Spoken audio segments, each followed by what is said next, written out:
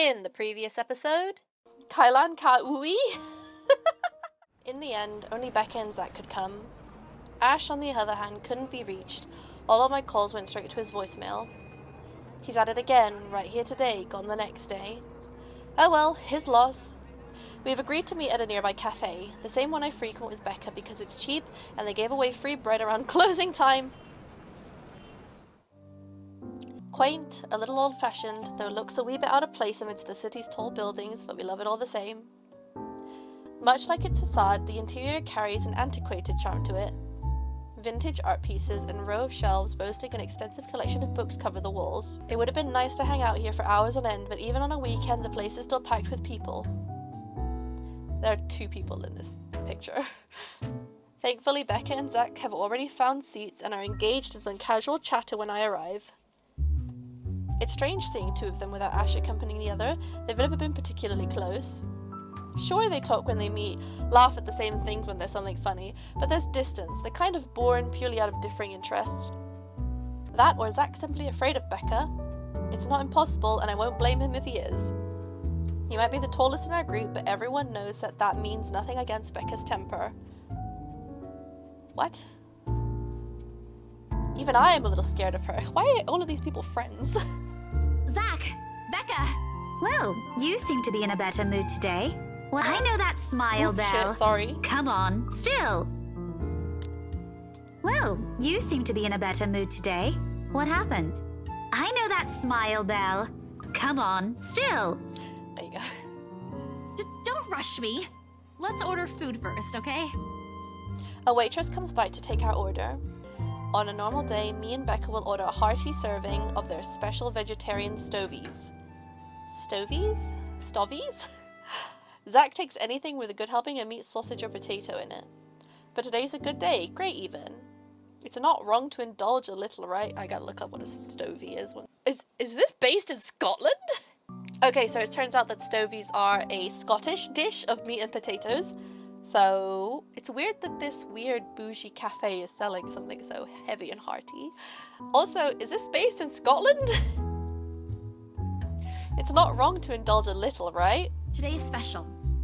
For the 3 of us.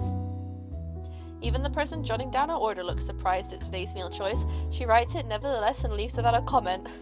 What is today's special, some sort of challenge meal? Becca furrows her eyebrows, her mouth halfway open, ready to let loose what's likely a string of reprimands. Don't worry, it's my treat. The glare she sends my way reminds me of the one I received from Mama when I punched a kid bullying my younger brother 18 years ago. Naturally, I never did it again after she made me apologize the next day. But Becca's far from being my mom. A small sheepish grin is enough to turn that frown into a defeated sigh. Food arrives in the middle of a funny story from Zach, putting the rest of our conversation on hold as we are each served our order. It isn't anything fancy. Pan-roasted sea bass with citrus-dressed asparagus and a portion of mashed potatoes on the side, or at least that's what the daily specials board says. I never did pay any attention to it whenever I came here. Since they price whatever's written way above what I'm willing to spend on food on a single day. Right, I'm gonna guess fresh seafood in a city. I'm gonna guess this meal was £18 each. Oh good. I'm so hungry I think I'm dying. You're always hungry. Hey! Not all the time. Let me guess. You skipped breakfast again. Not on purpose. I may have overslept by a few seconds today. Right then. Stop stalling, Isabella. What's this about? Let us say, Rebecca. She wouldn't be inviting us out if it wasn't worth hearing out. Well, we're waiting. I'm treating you guys to a once-in-a-century thing. An expectant grin breaks out from my face, except... I'm sorry, say that again. And this is important because... Becca only raises an eyebrow at me while Zach appears like he didn't get the punchline to another lame joke Ash made and is desperately searching for someone to explain it. Oh, bummer, maybe I should rephrase it. Ash is not here, we should celebrate! My instant noodle days are over. Okay, let me do that again. Rebecca and Zach have both gone up. That'd been so mean if I said Ash isn't here. Guess Guess what, guys? I'm paying! I sold the house! As the news sinks in, their expression goes from sheer bewilderment to utter surprise. That's more like it. You heard me right, ladies and gentlemen. As of today, I'm Maria Isabella Grace Cruz Santos and free from my instant noodle binge. I have lived off of instant noodles. It's not fun. Seriously? Hold it, Belle. You sold the house? Why is everyone surprised she's in real estate? Yep. Which house is this? In Anselm Village? The one with the open house yesterday? The one and only. Come on, Becca. I know you've got a better memory than that. Oh, wow. That's... She lets out a hum. Although she's nodding, she gives the impression of someone who has heard something unbelievable and is still forcing her brain to absorb it. Did you think we wouldn't be able to sell it? Have some faith in me, Becca. Am I not your best friend or what? You don't believe me? The words tumbled out of my mouth before I could stop them. I've been trying to avoid bringing up yesterday's little spat, and judging from the looks on their faces, it seems they are too. Me and my stupid mouth? I'm sure it ain't the way you're thinking, Bella. No, I do believe you. But don't you think the sale happened a bit too fast? The open house only started yesterday, and now you already have a buyer? It happens from time to time. Yeah, but look, I'm happy for you. Just yesterday, you've been really worried where to get money for your dad's new treatment. And now, all of a sudden, you have something. What if the sale doesn't push through, or I don't know, they're a fraud, or they suddenly back out? Honestly, I'm kind of with Becca here. Isn't it a little too early to celebrate? Rebecca does have a point, Bella. If you haven't closed the deal yet, there's still a chance they'll go back on it. Or the check will bounce, or they're like scamming. They don't seem like it to me. The lady appeared to really want it, and she approached me without even finishing the tour. Pressured me into it, more like. That's what scam artists would do. But I'm not going to tell Becca about that. Knowing her, she'd only worry. And she already hired someone to handle the house's interior design. You're joking. Who would do that? The Wrights, apparently. It's actually pretty funny. She's a bit too excited to get the property, she forgot to buy it. At any rate, they've already signed the agreement today, so it's just a matter of time. And don't tell anyone about this, but Ma'am Hannah also gave us something extra. She didn't call her Mom Hannah. Something as in... As in, it's why I can treat you two to a free meal. It'd be funny if it was counterfeit. I'm more surprised you accepted it. She didn't really give us a choice in the matter. So don't lose sleep over this, okay? The couple really want the house. If Rose didn't stop them, they'd likely have paid up front for it yesterday. That's despite the legends, too. I even tried to show them the letter. But nope. I want this house, darling. Go take all our money. That was terrible. You don't really think they believe that, do you? I'm pretty sure for them, those are just rumors as well. No one is that superstitious in this day and age, Belle. Well, there's you. Right. You know what? I'll just eat all of these by myself. I begin to gather their plates to my side, the food in each still untouched. A laugh almost escapes my mouth with the way Zach's expression quickly changes to disappointment. Becca's hand interrupts me just as I'm about to pull her plate closer to me. I'm kidding. Don't go all pouty on me again. I'm just concerned you'll get hurt if this doesn't happen. I know how badly you want to close this deal for your papa.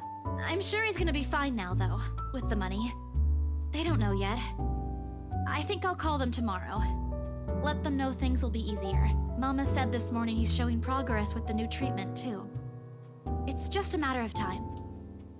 I allow myself to smile, genuine and uninhibited.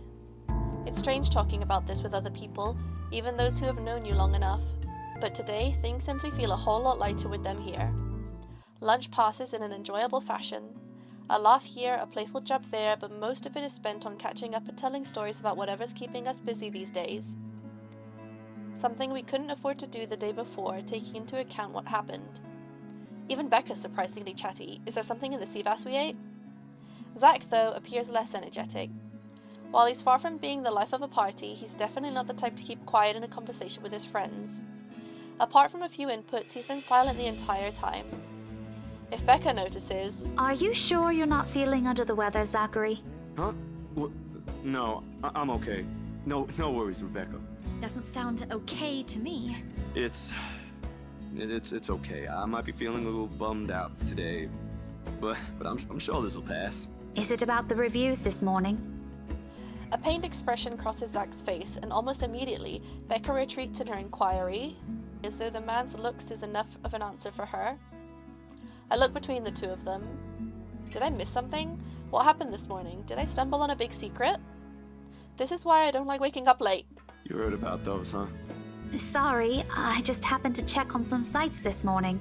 Nah, it's a very sensitive topic in the first place.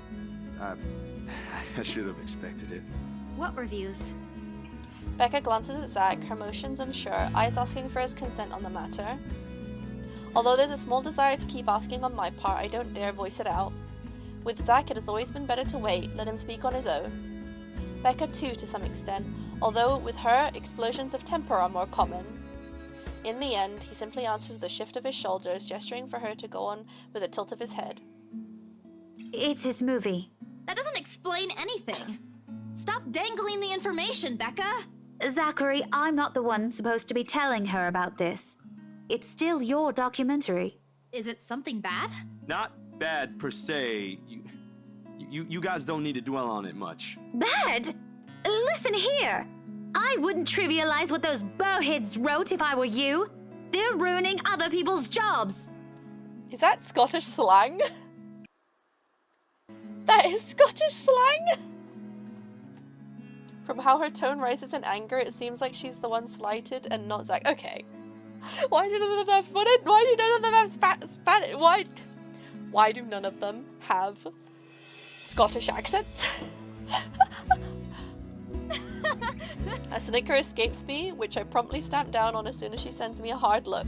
This isn't a laughing matter, Isabella. Some bowbag just insulted him. Calm down, Rebecca. Those are just reviews, and it happens a lot. I do not ken about you two, but calling the entire film an out-and-out drivel, you're better off watching an educational kids' TV show, and worst 1.5 hour of my life, among other things, isn't exactly a critique any decent movie reviewer would say. I wouldn't have... Okay, there are a few issues here. Number one, that's Scottish. Number two, I wouldn't have quoted the bad reviews to someone who had the bad reviews about them. You know what I mean? That's just kind of rubbing it in. If you could call that a critique, did we even watch the same film? Well, maybe I ain't cut out for it. Better stick with my photography or something. If nothing else, this helped me open my eyes to what I can and can't do. You're giving up. It wasn't a question. It was just something experimental I did on my free time anyway. It's no big deal. But you worked on it for months. Doesn't look like it matters for those people. Don't say that! Oh, my ears.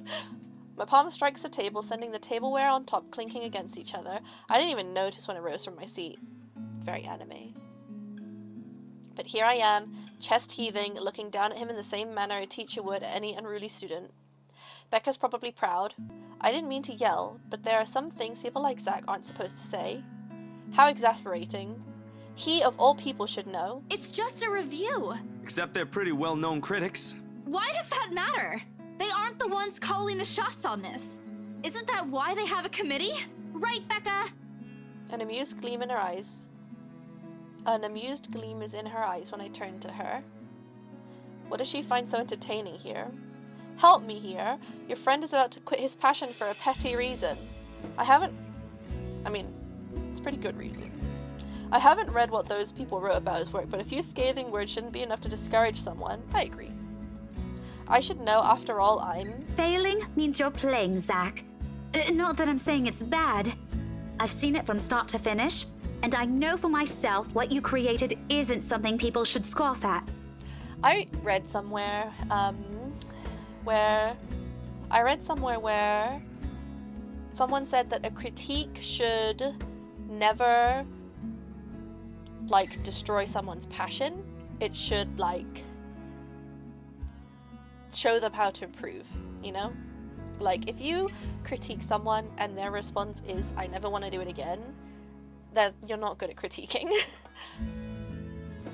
I don't know anything about filming or photography. Hell, I don't have an inkling of artistry in me except for those doodles I make for class. But I know what I watched. Look at Isabella. It's not every day you see her all riled up like this. I mean, she was chatting the entire time. Whatever I'm about to say gets lost in my tongue as a flush of embarrassment blooms across my face. It was a heat of the moment thing. And anyway, I'll be very angry with you if you quit. What about the exhibit? What exhibit? Classified information. Even if I bring you your favorite tonight? Nope, not a chance. Oh, come on! I thought we aren't supposed to have secrets. A burst of laughter comes from Zach. Thanks, you two. I might need some time alone to myself for a while. Just to think about things, how I'll go from here, that sort of stuff. Hey, I'm not quitting, Bella. Don't give me that face. There's no face at all, only a poor imitation of puppy dog eyes, if you could call this one. Promise? I'll be damned if I break any promise I make to you guys. Besides, you're right. It's too early to say anything right now. Awards night ain't for another week. And that's all the answer I need from him. As sentimental as it sounds, there's fulfillment in knowing another person you know won't take the same path you've walked. It's not like it's over for me, though. I still have time. I could still come back. Do my own thing, do what I really want to do. Surely once Papa recovers, once I'm done with everything. Inside my bag, my phone buzzes unexpectedly, breaking the pleasant afternoon lull. I'm sorry, did she just go on a lunch break? How long has this been? The screen shows Ro. Where the fuck are you? Hey, Isabel. You at the office? Ha ha. Very funny, Rose. I'm hanging up. Don't, I'm kidding. BRC says the floor plan copies are ready for Miss McCullough to pick up. She states that as if it already explains everything. Then, out of the blue, she launches a long rant about the awful state of Luxbourne streets. All of which she says in a single breath that I can barely keep up and make out a single word. Hello, sorry, I think my webcam got too hot. Oopsies, my webcam overheated. I stayed quiet, if only to avoid becoming the next object of her frustrations. She's similar to Becca in that regard. I'm stuck in horrendous traffic right now. Bloody stupid drivers. Where did you go for lunch? When she has finally run out of things to complain about and stops, what she says next still has none of what I'm hoping to hear from her. Just a quick bumbled plea for me to meet the right interior designer in her stead, and an... Anyway, I'll leave it to you. Bye, thanks. Oops. Classic Rose, she ends the call without even asking for my input. She's your superior. Lord, this episode has been a nothing sandwich. A day after the open house, the Wrights were seen securing the mansion's purchase at Briar Realty Luxbourne's office. Parties involved in the transaction were surprised at how fast it went, but agreed that it was to be expected when dealing with influential people like the Wrights. Happy over the sale, Isabella Santos treated her friends to lunch. Alright, since my webcam's died and basically nothing's happened this episode, I'm just going to leave it here and we can catch up next. I have a pretty strong feeling that something is about to happen. So hopefully we can look forward to that next episode. Anyway, thank you guys so much for joining me. I'll see you all on the next episode. Kisses. Bye. See you later.